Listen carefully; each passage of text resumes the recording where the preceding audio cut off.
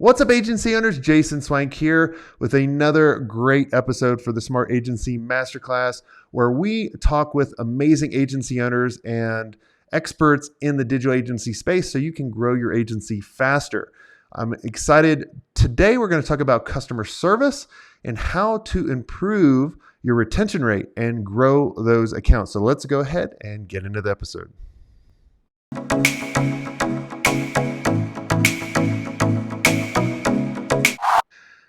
Hey, welcome to the show, Khushbu. How are you doing? Hey Jason, thank you for having me. I'm Yeah, doing good, good. It has been a awesome. pleasant morning. Great. So tell us who you are and what do you do? Sure. So I'm Khushbu. I lead the customer services and the sales division at E2M, and then we have been helping white label agencies to grow their business and to take them to the next level. Awesome.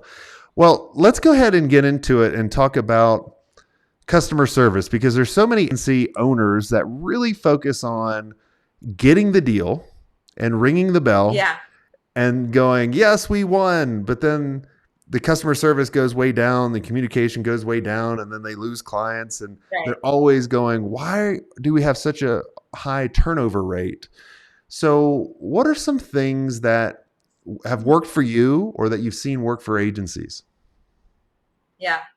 So I feel, one of the most essences that we miss right now is human oriented approach, or I would say a customized approach. In the world of tools and bots and all the modernization, we relieve more or less on tools to do things for us.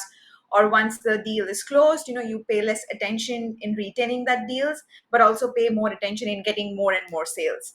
So what kind of helps us, and what have helped us so far is, and what other agencies will get help as well, is kind of making sure that once the customer is in, the promises that you make to the customer while you're on the sales call. Let's say I'm on a sales call with you and I'll say that, Jason, you know what, my team is great, you'll have a good experience with the team, we'll have feedback calls, we'll do this, we'll do that. So I'll promise you all sorts of things, but now when you are once in the team, it's like, you'll see that, okay, Khushbu, you did tell me so many things will happen, but where are those? So kind of the discrepancy where from the sales call to the customer services where it is right now is kind of huge.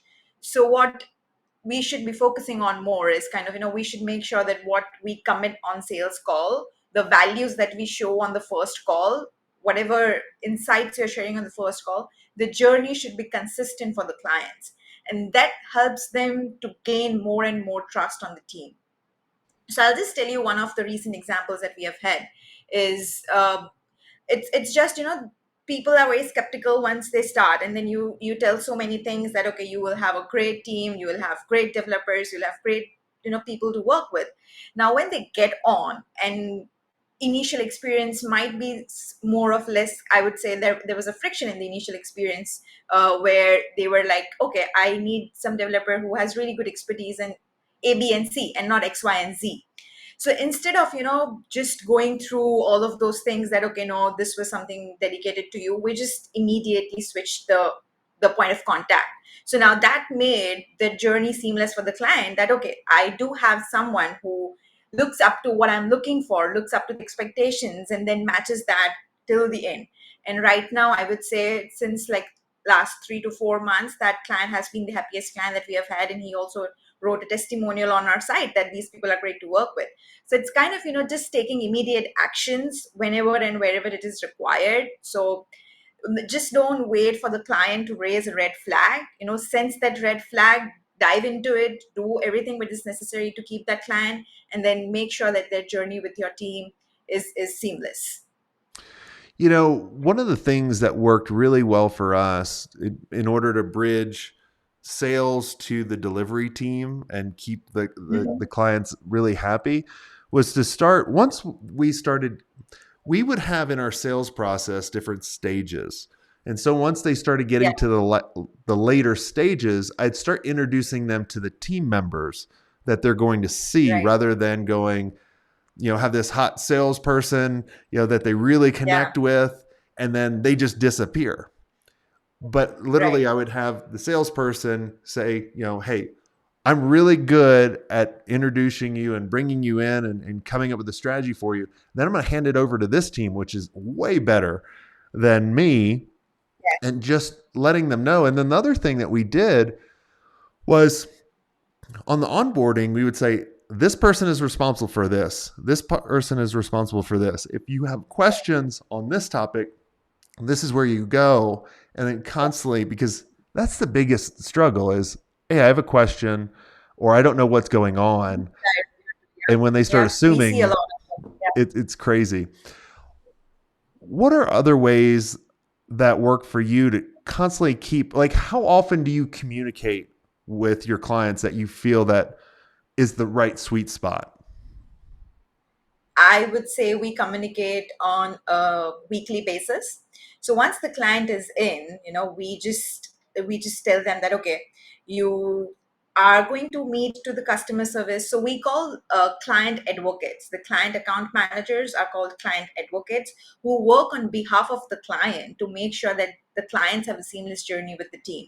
So kind of we have weekly feedback calls, and that have helped us to gauge a lot of expectations that what the client is exactly looking for, where their pain areas are, and how to get into that sweet spot and hit the right gong.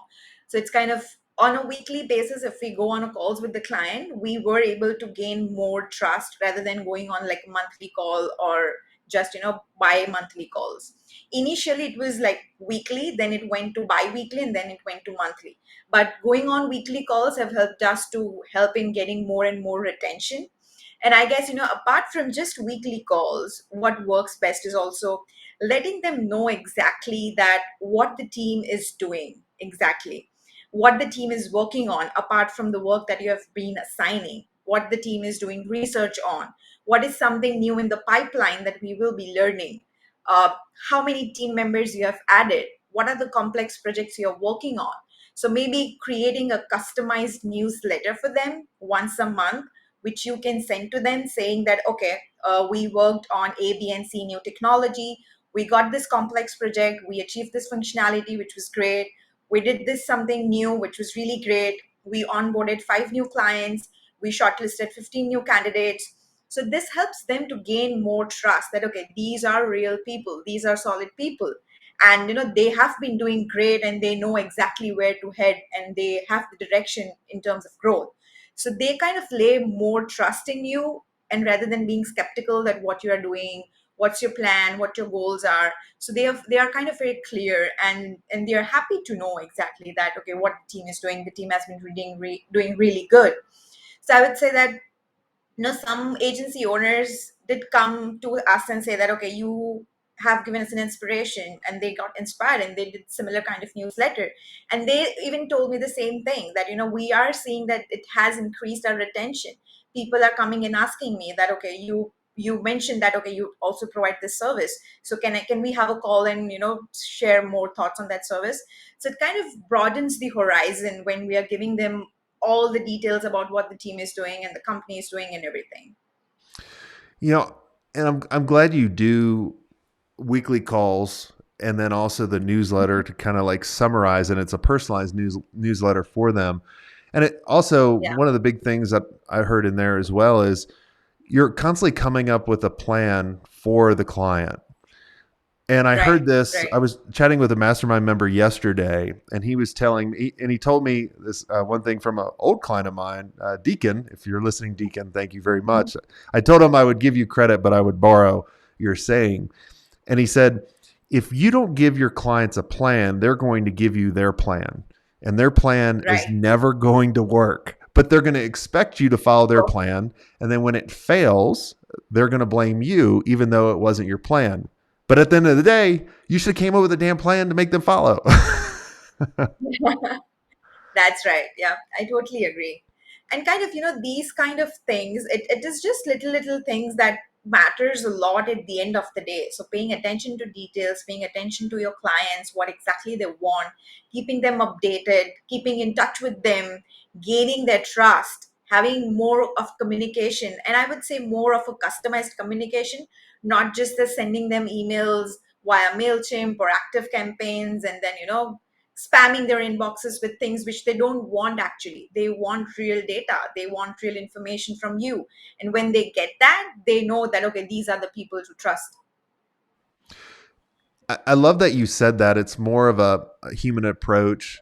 And I know you said this in the very beginning. There's so many people that start off with using technology and automation to try to make it easier for yourself, your agency.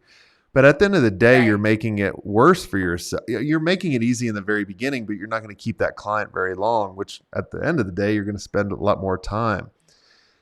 I was That's right. telling That's someone that was doing work for us, I was like, look, I know all your communications over Slack and email, but just pick up the phone. Sometimes it's just easier to communicate, like, and find out.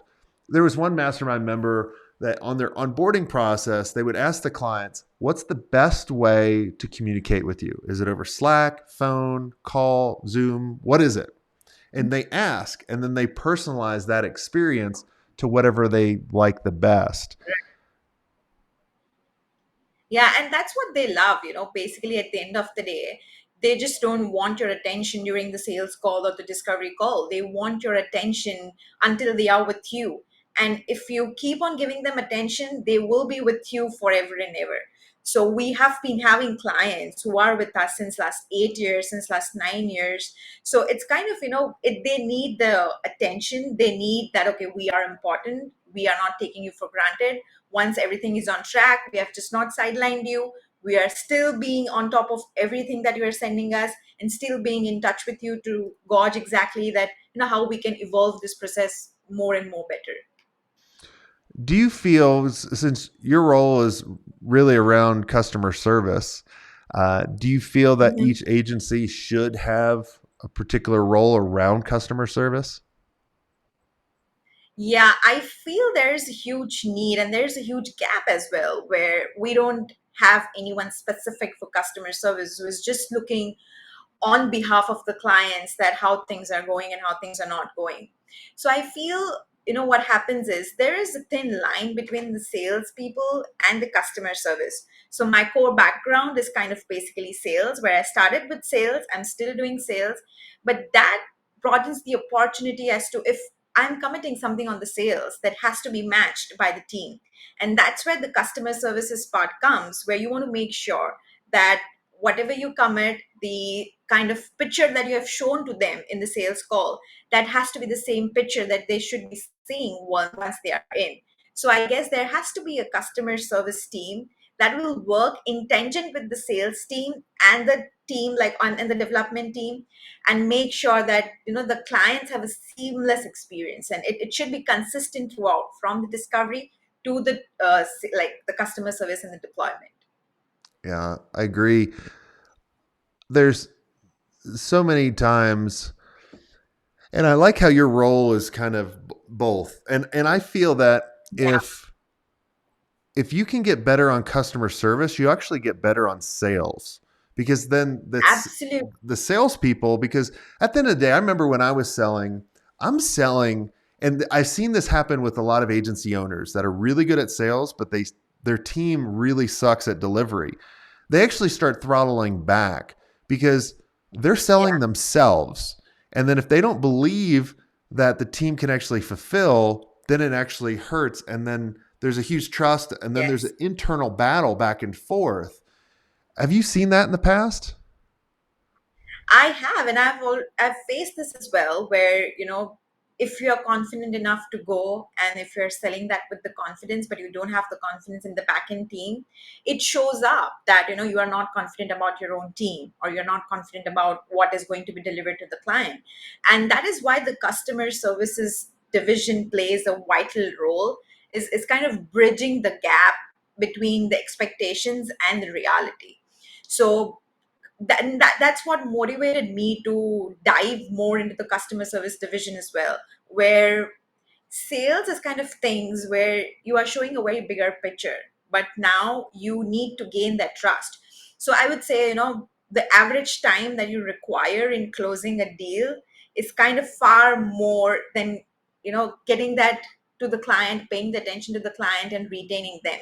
So why not pay attention in the fruits that you already have on the plate, which is like retaining the clients that you already have, and then pay attention in getting more and more sales. Yep. Well, this has been amazing. Is there anything I didn't ask you that I think would benefit the listeners listening in right now?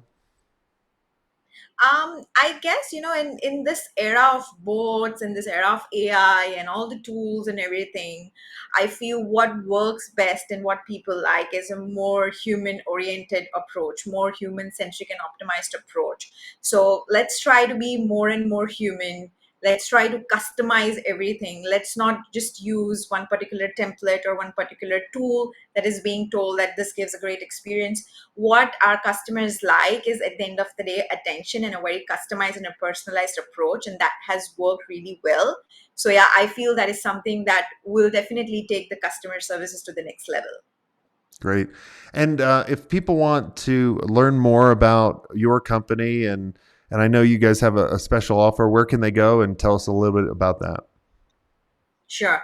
So if you guys want to find us, go to e2msolutions.com. That's our website address, and then we have a specific plan. We have a specific offer for you guys where, you are getting additional discount on top of what we offer. And then we have a free discovery call. So kind of I will be there on the discovery call. You'll see me on the discovery call. I'll be all ears to know how we can help your agency grow and, take to the next level with the amazing customer service. Absolutely. Awesome. Well, thanks so much for coming on the show. Thank Make you for having me. make sure all of you go to their website and tell them you found us, or you found them from the Smart Agency Masterclass. They'll hook you up. And until next time, have a swank day.